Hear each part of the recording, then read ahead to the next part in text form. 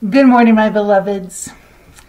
Well, it is Sunday morning, bright and early, and as I'm looking at myself in the camera, I'm realizing it's a cowlick kind of day. But I have my cup of coffee. This is one of a pair of matching mugs that Pastor Carl and I have. Mine says, "Be kind." His says, "Be happy."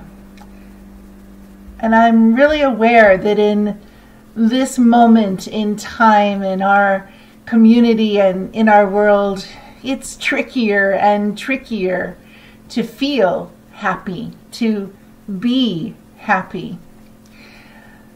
As I've been pondering where we are as a community this last week, doing simple things like gathering together an updated prayer list, which I'll be emailing out shortly, I've realized that for the last almost 11 months, we have been involved in a grief journey. Grief is not easy. It is hard work. And I think most of what we are grieving is what we considered normal. Now, I'm the first to tell you that there's no such thing as normal. But I believe that what we're missing is the process that we were actively engaged in, those day-to-day rituals, those day-to-day situations where life made sense to us in whatever context we came upon. If someone was ill, we cooked something for them and took it over so they didn't have to worry. Or, for myself, I was very used to going to see congregants in the hospital or in the Alice Center or wherever they might be. I have been known to drive to Plattsburgh and Burlington in situations that were emergent. It's one of the many blessings and privileges of my life as a pastor. And yet recently we had a dear member of our congregation become very, very ill, who had to fight his way to be even seen by the hospital and prove that it wasn't this virus, but it was something else. He had to fight so hard just to be seen. And eventually he wound up in intensive care in Burlington alone. His mom, who's also a member of our congregation, was at home and worried. His daughter came back to Malone to take care of Grandma in Dad's absence. The congregation felt disconnected from the situation. They were sad when they realized that their dear friend and church leader was so very, very ill. I myself was at a loss, not knowing what could be done or what was possible for me to do to minister in this situation. And so, yes, we are in the midst of this time of grief. We have been overwhelmed. We've been angry. We've been frustrated. We have been bouncing around the stages of grief for these past 11 months. And we're tired. So, one of the things I wanted to do this morning with my cup of coffee that says, "Be kind," and Carl's cup that says, "Be happy," is to choose happiness and to choose connection wherever it can be found. And so I was going to give you some highlights from our prayer list, because as the thought of the day says, sometimes when you're in a dark place. You think you've been buried, but actually you've just been planted. And we have been planted in the midst of this time of aloneness and just grief. Our hearts are with the families of Leah Hill Turk and Meredith Chase Bruce, both of the Chateauguay area. The family of Andrew Wallace. Andrew was the beloved grandson of Peggy Robarge. We are with the family of Edmund Barr, who is the father of Eddie and Matthew Barr, Renee Robinson's sons. We are aware of the brother I mentioned, Scott Aldrich, who has continuing prayers that need to be said as he continues to get better. Fortunately, finally home, but it's going to be a while. We have had prayer requests for Jerry and Joan LaPlante and Shirley Madison and her daughter-in-law, Nancy. Gloria Miles and her family, we hold them in prayer at the loss of her uncle. Leona Pepin's daughter Tammy has had a surgical procedure, and Debbie View's father has continued to be very, very ill with a battle that is just huge.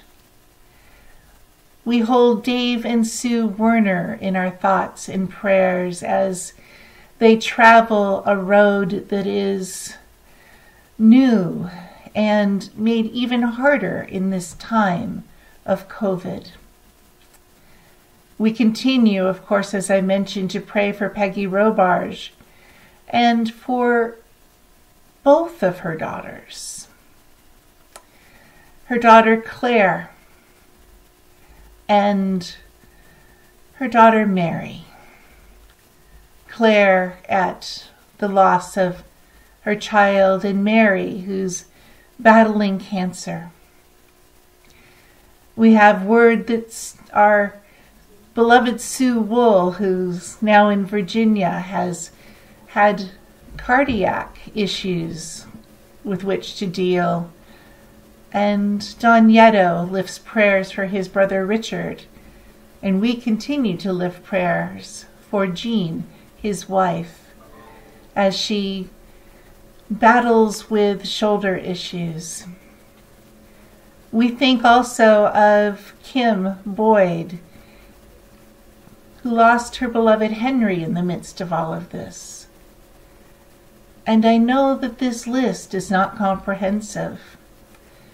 We hold those affected by COVID-19 in our community and across the world, as well as those who have begun their COVID-19 vaccination protocol, and those of us who are still waiting. Our New Visions class is back in the building. Our LCM lunches are going forward, and I got the news that in January, 325 lunches were provided. People are in need. I'm reminded of something that Carl shared with me many years ago when we were just beginning to be us. It's probably, although it's not his quote directly, this thought is probably one of the reasons that I knew he was the person that I would marry.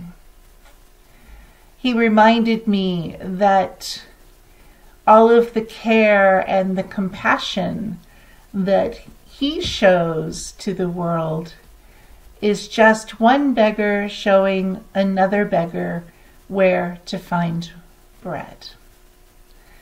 And so in the midst of our grief, even though our world is topsy-turvy and nothing feels normal, I say to you, be a beggar who shows another beggar where to find bread. We are a community of faith that continues, even though in this moment we are outside of our building. Remember that we are still a church.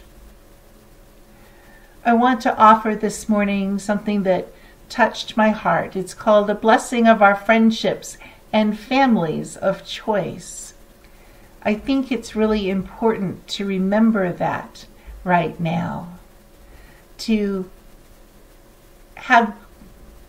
insist that grief lessen its hold in your life as you wrap yourself in the knowledge that you are part of something bigger.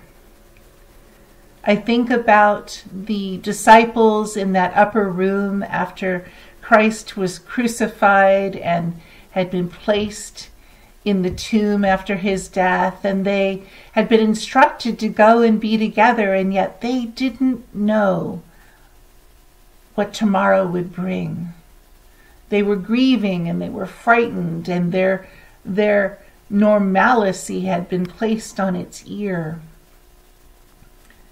I remind you that that change in their lives changed the world. Jesus' resurrection and reappearance among his disciples created a basis for faith unlike anything the world has ever known. And so even though we are grieving, and it is hard to be happy in this moment, remember that you are blessed and that there are still friendships and relationships, families and families of choice in our midst. And we as beggars can show other beggars where to find bread. Let us be in prayer for our loved ones in our congregation that have special prayer needs, all of those named and all of those yet unnamed. Incarnate Christ, you have modeled to us what it is to be in relationship with one another. You have broken bread with the weary. You have comforted the lonely, healed the sick, and wept with friends. We see in your witness what it means to love one another as God has loved us. We thank you for calling us friends because you've made known to us everything that you have heard from our Father in heaven. Thank you for sharing in relationship with us as equals, and help us to continue to love our friends as you have loved us. Bless us as we form relationships with one another, that as we speak, our souls will be bound up in one another, so that we may love our friends as our own souls, just as Jonathan loved David in those stories from so long ago. My dear ones, you are beloved. God holds you tightly in the midst of this upheaval. And so we pray, God of friends and families, we are linked together in a community of friendship and support. We pray for one another. We remember those who cannot be with us today. May we all continue to share in your gifts of love, your strength, your courage and wisdom, and to know your joy. Give us growing and understanding, sympathy with each other's difficulties, patience with each other's faults, and grace to walk in your ways. My dear ones, sip your coffee and know that grief will not have the final word. Be kind. Be happy. Show others through a phone call or a card or a letter, an email, waving across the grocery store aisle, eyes meeting eyes. We are a community of faith. I love you so much. Enjoy your coffee until we speak again. Peace be with you.